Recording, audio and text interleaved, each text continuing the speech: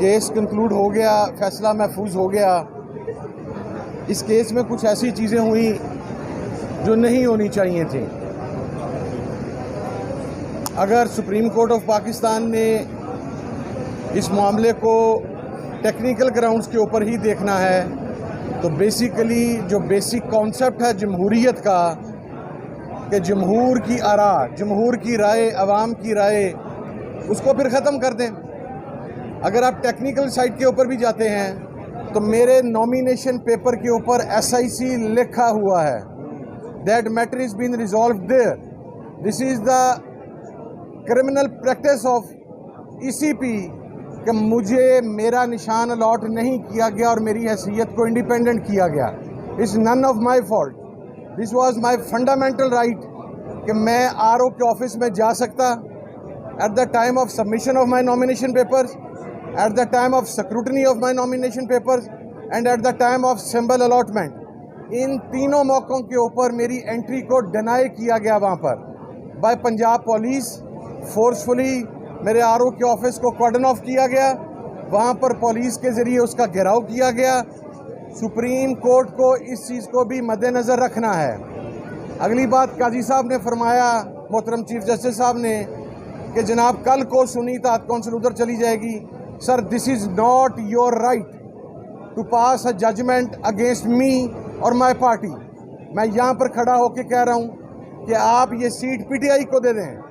हम ख़ानदानी लोग हैं काजी साहब, हम ऐसा नहीं करते कि कल तक हम किसी और के साथ थे, आज अपने मफाद के लिए किसी और के लिए खड़े हो गए हैं। हम कल भी खान के साथ थे, हम आज भी खान के साथ हैं, हम कल भी खान के साथ रहेंगे।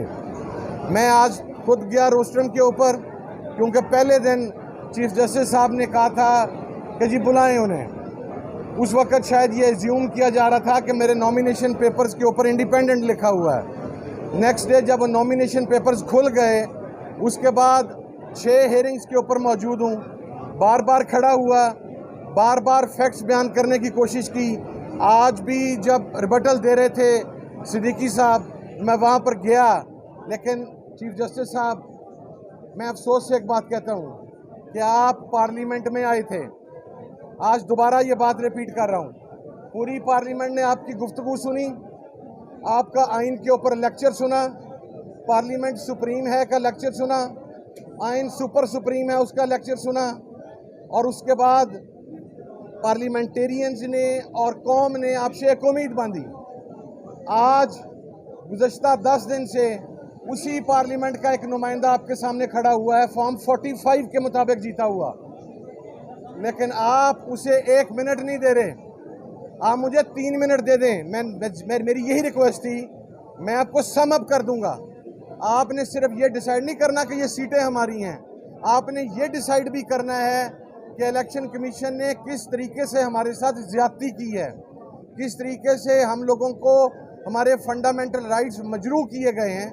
मैं ये समझता हूँ कि इसके अलावा कोई ऑप्शन नहीं है कि ये सीट या SIC को मिले या PTI को मिलें।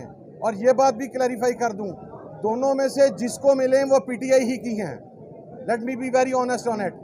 लास्ट बात, देखें हम जमहूरी लोग हैं, फिर आखिरी बात तंग आमद बजंग आमद वाली रह जाती है। फिर आप हमें इन सड़कों पर आने से नहीं रोक सकेंगे, फिर आप हमें प्रोटेस्ट करने से नहीं रोक सकेंगे।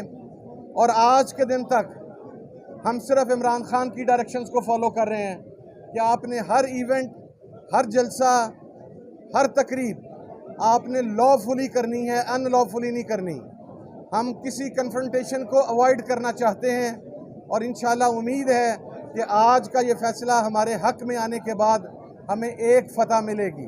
मैं एक मरतबा फिर आप तमाम साथियों का शुक्रिया भी अदा करता हूँ, अपनी बहन कमल शोज़ब का, तमाम ख़वातीन का, हमारी KPK की एडवाइज़र हैं, हमारी तमाम ख़वातीन इतनी गर्मी के अंदर वो चल के आती हैं, कोई जनूबी पंजाब से, कोई KP से, कोई बलूचिस्तान से।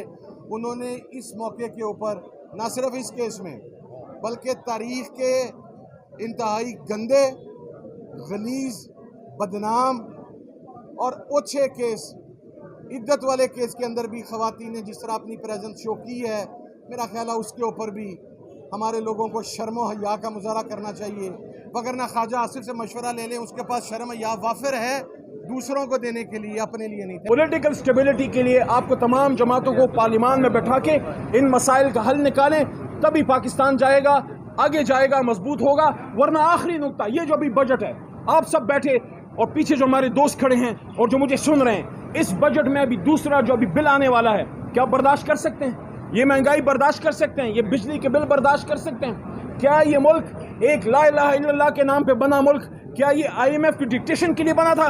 क्या ये IMF की गुलामी के लिए बना था? देखिए इन लोगों को पता है, जो इन वजीर आजम हाउस में बड़ी बड़ी मर्सिडीजों में आके बैठते हैं और टिकटॉके बनाते हैं, मैं लाहौर की भी बात कर रहा हूँ, उनको ये पता है कि चाहे जितनी भी महंगाई कर दो, चाहे कुछ भी कर दो, क्योंकि हम अवाम के वोट से नहीं आए, हमें क्या फर्क पड़ता है? अवाम अगली बार भी वोट ना दे, बस कहीं किसी को खुश कर लो, किसी ड्राइंग रूम में बैठ जाओ, किसी के सामने सर झुका दो, बाहर के आका अंदर के आका के सामने सर झुका दो। ये 25 करोड़ किस खाते में है? ये जिंदाबाद मुर्दाबाद के लिए है। इख्तिदार तो इनकी तरफ से नहीं, कहीं और से आता है।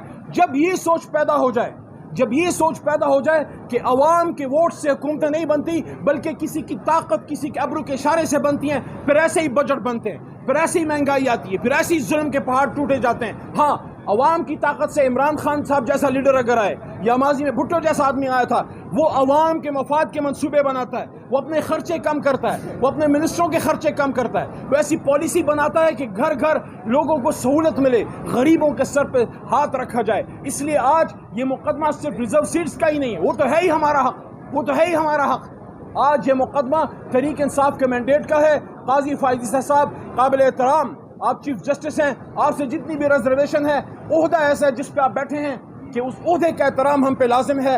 आपके पास 4.5 महीनों से हमारी 184(3) की पिटिशन पड़ी है, जो हामिद खान साहब ने जमा की थी। इमरान खान साहब ने बारहा जेल में ये बात मुझे की कि आप ये बात कीजिए, आप इस पर डिमांड कीजिए कि 184(3) की पिटिशन के तहत इस इलेक्शन का जुडिशल ऑडिट कीजिए। काजी फायद ईसा साहब, आपने ये कहा था, आपने ये फरमाया था कि 8 फरवरी का इलेक्शन पत्थर पे लकीर है, इलेक्शन तो हो गया। क्या सिर्फ इलेक्शन होना काफी है? उसका आज़ाद शफाफ होना भी जरूरी है। क्या आज़ाद शफाफ होना आईनी जिम्मेदारी है?